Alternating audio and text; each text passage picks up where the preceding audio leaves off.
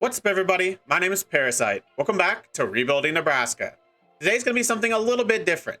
It's not going to be a recruiting update because not much has changed since the last update. We've got one new commit along the offensive line, but outside of that, most of the battles are as they were. And we're also not going to be playing the game against Minnesota in this episode either. Today is all about Nebraska, and it's all about the roster. The point of this series is to rebuild this team. So today we're going to take a look at where we're at in that rebuild. There's going to be timestamps in the description for all the things we're going to be going over, but we're going to start out looking at the stats for both our players and the team this season. Starting with player stats and starting with the most important position, quarterback. Jeff Holland has had an okay season. Quite a bit of up and down. He's had some awful games. He's had some awful stretches, and he's also had some really good stretches. He has been the quarterback for the majority of the season. He's made every start for us.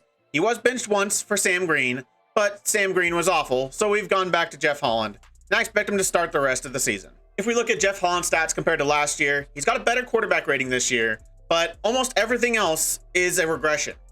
Passing yards is less per game, 206 last year, only 193 this year. Only 7 touchdowns so far this year. Has kept his interceptions down, only at 3, but he needs to be throwing more touchdowns. He needs to be throwing for more yards. Completion percentage also a little bit lower as well. But he has been sacked a decent amount less this year. That was one of his biggest issues last year. He was being sacked on almost every other play, it felt like. And we led the nation in sacks by a massive margin. This year, he's been a little better. Now moving over to our running game. It's not been nearly as good as last year, especially to start this season. We have gotten a little bit better the past couple of weeks. If we look at Jake Pierce, he obviously missed a large part of last season with injury. So if we look at his stats in comparison, he's actually played almost the exact same amount of snaps this year. 93 attempts this year to 92 last year. And it's not been quite as good. But I don't know if I can put the blame fully on Jake Pierce. I think he's been perfectly fine. We've just not gotten very good blocking from our offensive line. He's currently on 472 yards after getting 507 last year. His yards per rush is down 0.4. His yards per game is down. His rushing touchdowns are pretty similar, 3 compared to 4 last year. He also has that big run of 75. And same amount of rushes of 20 plus yards, more broken tackles, but of course he only has 1 more carry. So it's pretty similar, I think, from last year.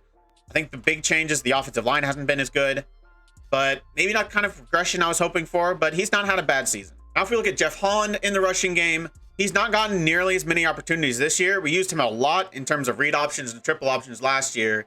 They've not been that successful this year, so we haven't been calling them as much. Only 84 rushing attempts, only 163 yards, and 1.9 yards per rush, even though there's a lot less sacks to take away from those yards per rushes. So that was the big issue last year. He had 484 yards, which might not seem crazy, but he was sacked like 66 times. He might have been over a 1,000-yard rusher last year without those sacks. This year, he's not been nearly as good, and I don't know if it's really his fault. Again, the blocking hasn't been very good. Just the read options and the option plays in general have not worked this year. Only 23 rushing yards per game, no rushing touchdowns, long of only 22. But he's still breaking tackles, 8 broken tackles this year on a lot less attempts.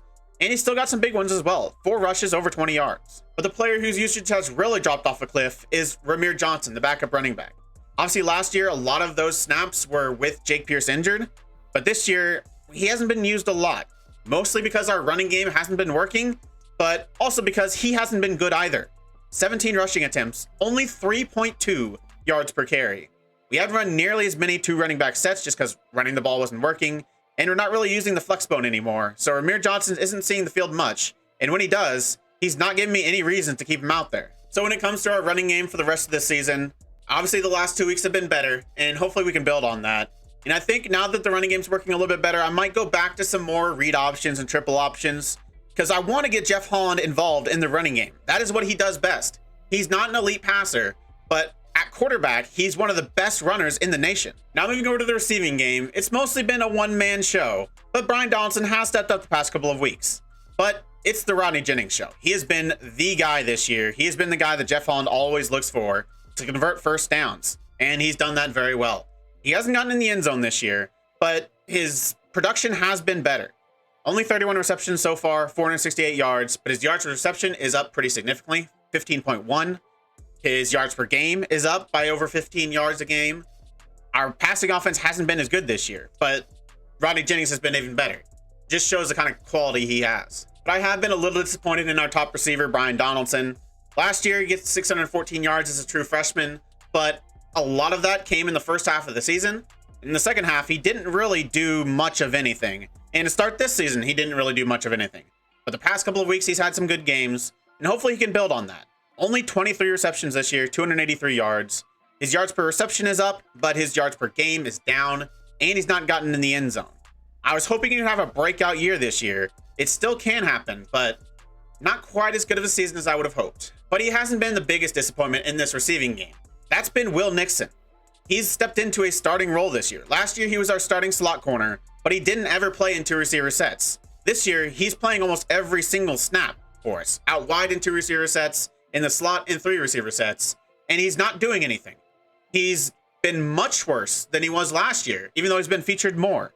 Only 16 receptions, only 172 yards, does have 2 touchdowns, but only 24 yards per game, 49 yards after the catch, which is down per reception.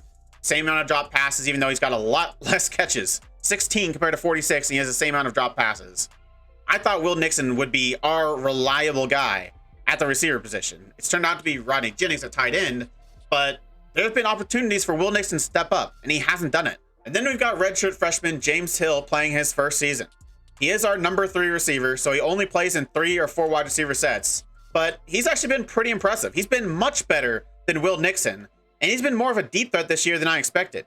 His yards are actually almost pretty similar to Brian Donaldson's, only 10 less yards, even though he has quite a few less receptions. He's had some big plays. 19.5 yards per reception, which is kind of insane.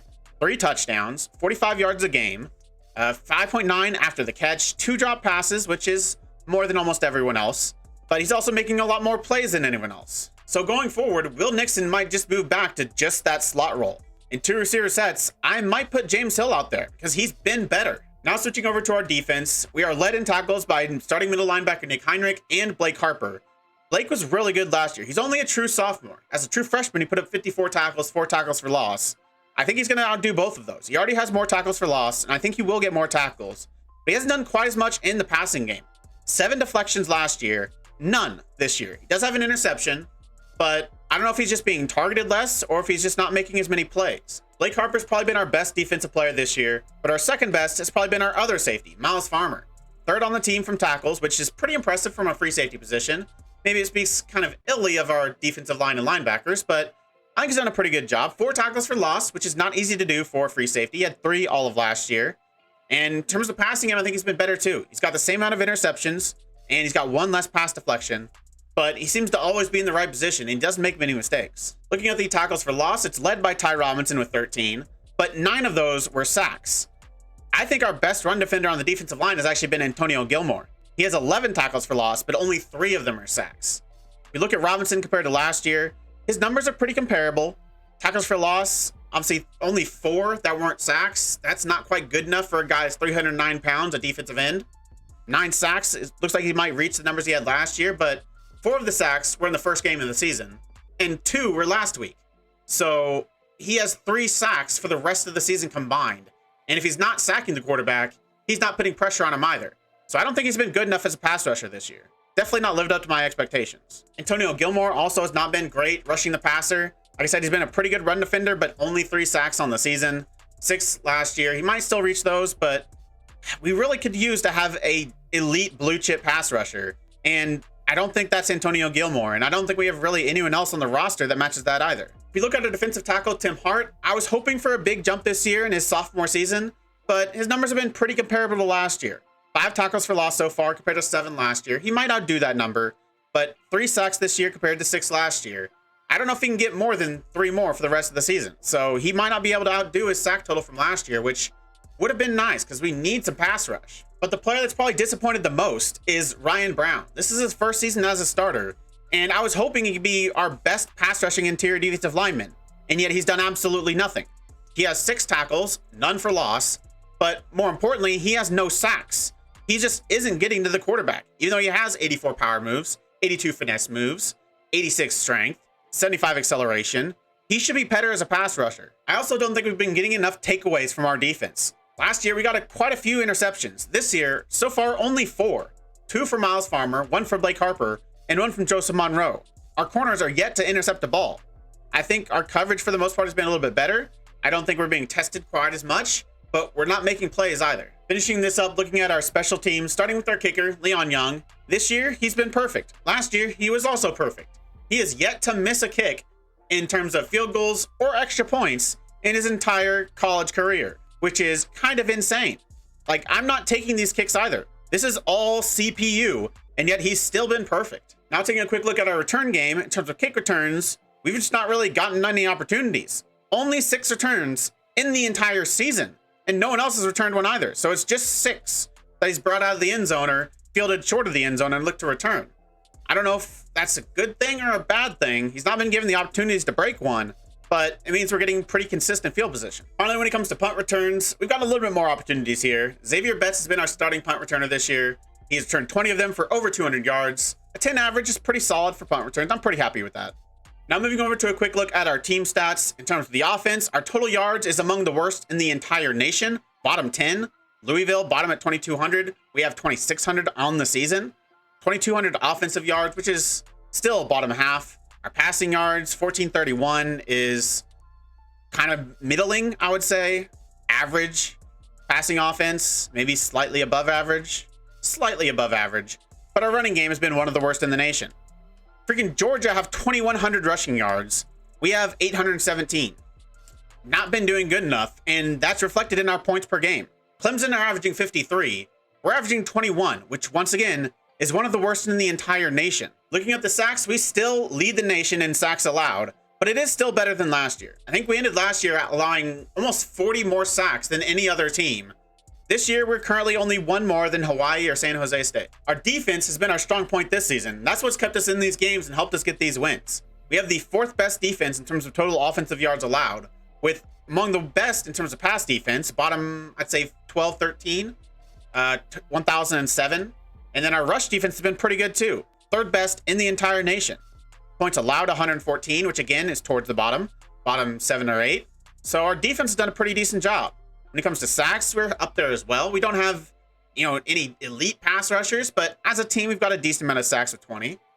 But the turnovers has been the issue. We've not allowed many yards, but it would be nice to get a few more turnovers. Now looking at our conversion rates, our offense has struggled to get yards, and I think part of it is that we're not really converting 3rd or 4th downs at a high enough level. Clemson lead the nation at 65% on 3rd down, while we have 45%, which is slightly below average. So not great. Could be worse, but not great. But on 4th down, we've not been that good either. We've attempted some of the most in the entire nation, 2nd most behind Alabama, but only a 56% conversion percentage, which is not that good. So I might have to rethink our 4th down decisions. I don't know if our offense is good enough to keep going for these 4th downs. But at the same time, the reason I'm going for them is because our offense isn't good enough and we need to get touchdowns. So we're in a pretty tough spot. But our biggest issue on offense, and it kind of relates to our 4th down percentage, because our red zone conversion percentage is awful. Just straight up awful. 71%. 21 attempts, which is pretty low in general, but 9 touchdowns and 6 field goals. 71%, one of the worst in the entire nation. When you get down into the red zone, you need to be getting points at a higher level than that. I want to be aggressive to get touchdowns instead of field goals, but when your conversion rate is that low, I might have to start settling for some more field goal attempts. And defensively, we might be really good in terms of yards allowed and for the most part points allowed, but when teams get in the red zone, they always score 95%, which is insanely high. Part of it is that we're not getting any turnovers, but I'm not sure if it's just because teams aren't going for it on 4th down like we are, and we're getting maybe a little bit unlucky, or if we're just that bad in the red zone. That's going to be it for the season stats. Now we're going to move over to take a wide look around the nation. We're going to look at the top 25 polls, the Heisman Watch, conference standings, and then we're going to end it with the championship contenders. Looking at the top 25, obviously we're not ranked, but number 1 in the nation is probably unsurprisingly Alabama. They are 8-0. They just beat number 13 Arkansas. Number 2 are Clemson, who are also undefeated. 3, Georgia, who are also 8-0. Then LSU, 7-0. Ohio State, the best Big Ten team at 6-0. Florida State, also undefeated. There are a lot of undefeated teams this year, including Arkansas State, who are number 7 in the nation. If you look at their overall, they're a pretty good team, but have they played anyone? That feels a little high. Have they beat a good team yet? They beat Auburn, who are number 25. They beat K-State, who are ranked as well. So maybe 7's a little high. I guess it's just because they're undefeated. but they do probably still deserve to be ranked. Number 8 is Stanford, 9 Florida, 10 Michigan, another Big Ten team, a very, very talented one that we're going to have to play at some point. Then Oregon, then Miami, Arkansas, Vanderbilt, Texas, USC, Miami of Ohio, UNLV, East Carolina, Arizona, Texas A&M, who are 4-4, yet they're ranked 21, but they did just beat Auburn. Then Maryland, Kansas State, Ole Miss, and Auburn are the team that rounds it out, even after the loss to Texas A&M. If we look at the Heisman race, it's currently being led by Alabama running back Jace McClellan. On the season, he's got 918 yards, 6.4 per attempt, 12 rushing touchdowns, none of 20-plus yards, though. No runs of 20-plus yards, 14 broken tackles. So he has had a pretty good season running the ball. Has he done much receiving? 152 yards, not bad, and another 3 touchdowns. Second is Brett Gabbert, the quarterback for Miami of Ohio. Interesting. He has almost 2,000 passing yards, 20 touchdowns to 3 interceptions, a really good ratio there. 276 yards per game. I mean, that's good, but there must not be many other quarterbacks that are having that great of a season if Brett Gabbert, with those numbers, is number 2. And he's the only non-running back on the list. Third is Georgia running back Kendall Milton. 91 overall, 7.5 yards per carry, over 1,000 yards. So on a per carry basis, he's got more yards and stuff than McClellan, but the touchdowns aren't quite there. Only 7 touchdowns, 2 rushes over 20 yards, 10 broken tackles. But let's skip over the Michigan running back real quick, because Georgia have another running back in there as well.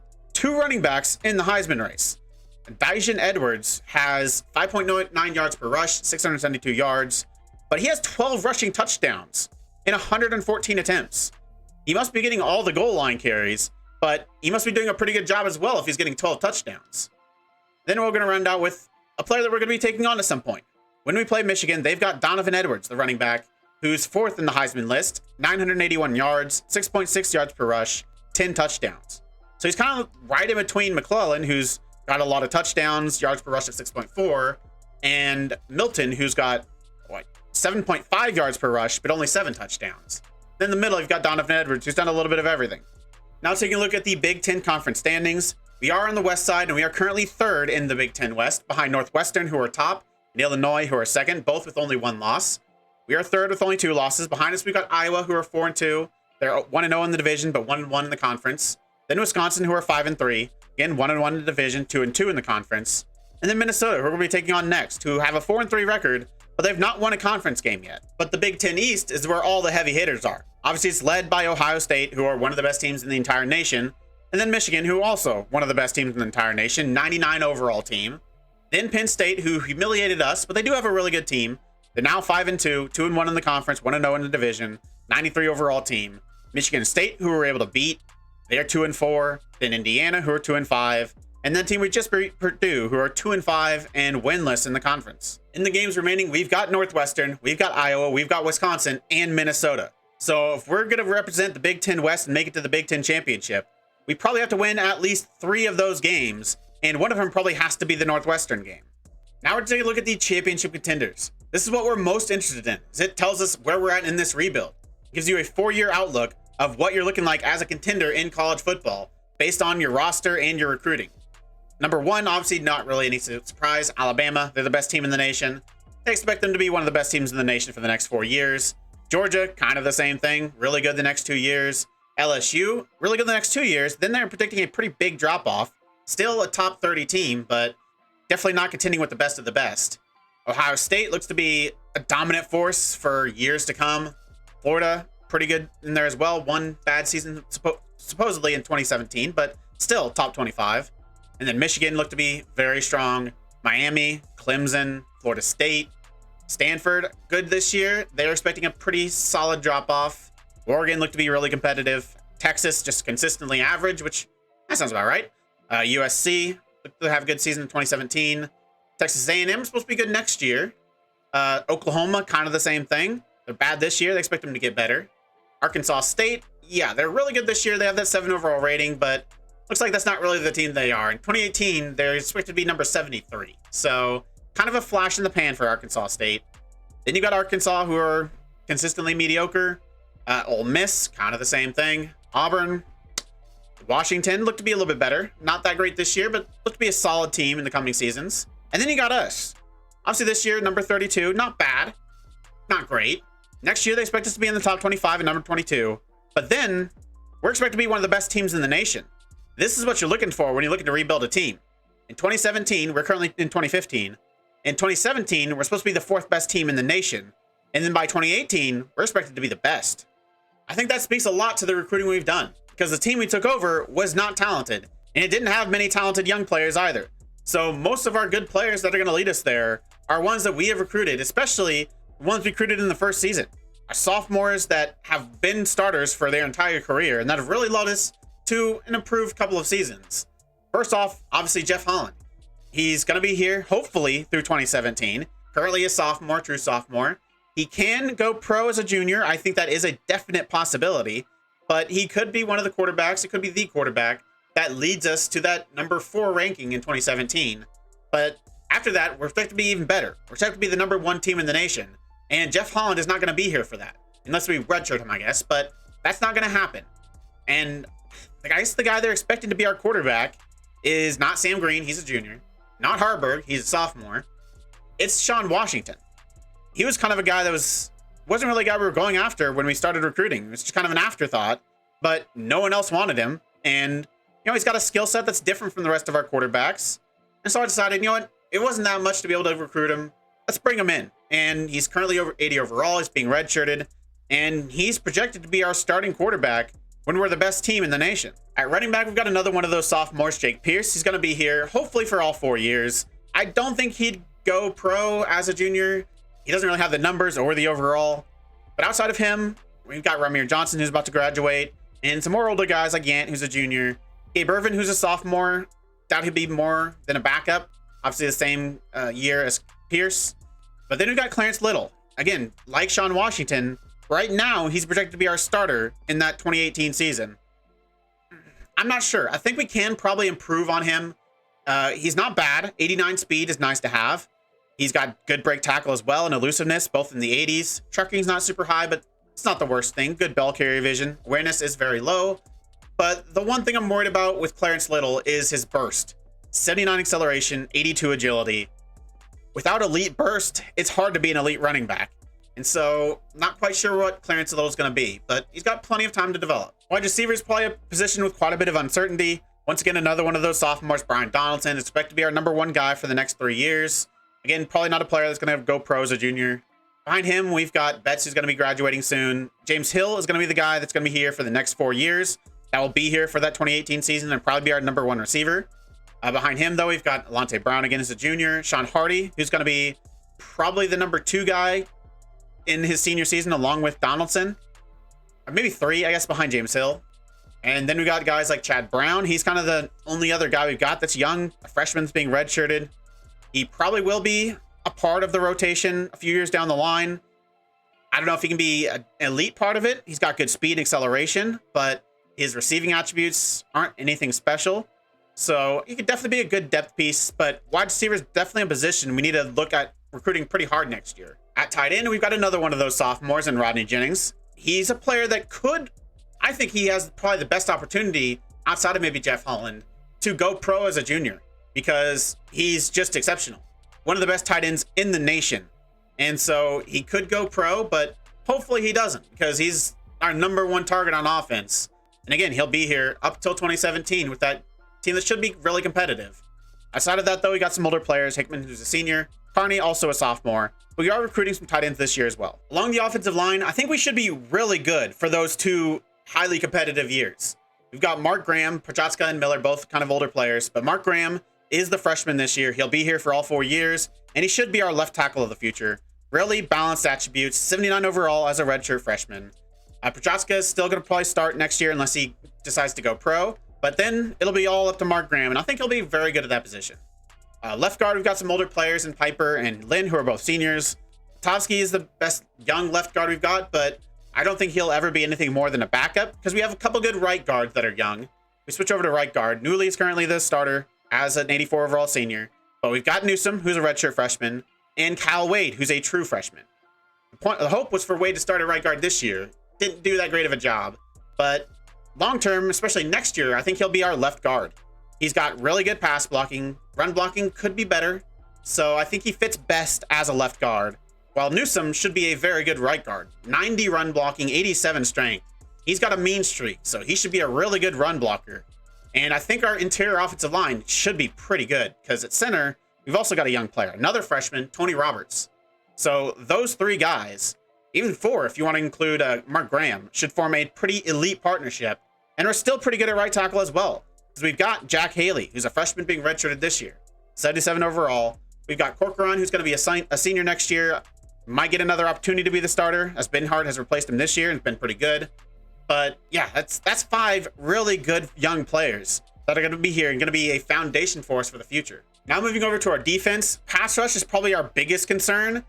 We've got Ty Robinson, obviously, who's graduating. Behind him, we've got Chris Brown, who's a freshman, but he's not that great of a pass rusher, more of a run defender. Then we got Quentin Edwards, who's being redshirted. He's probably got the best opportunity to be a really good pass rusher. Doesn't really have the moves, but he's got the physical tools. 79 speed, 89 acceleration.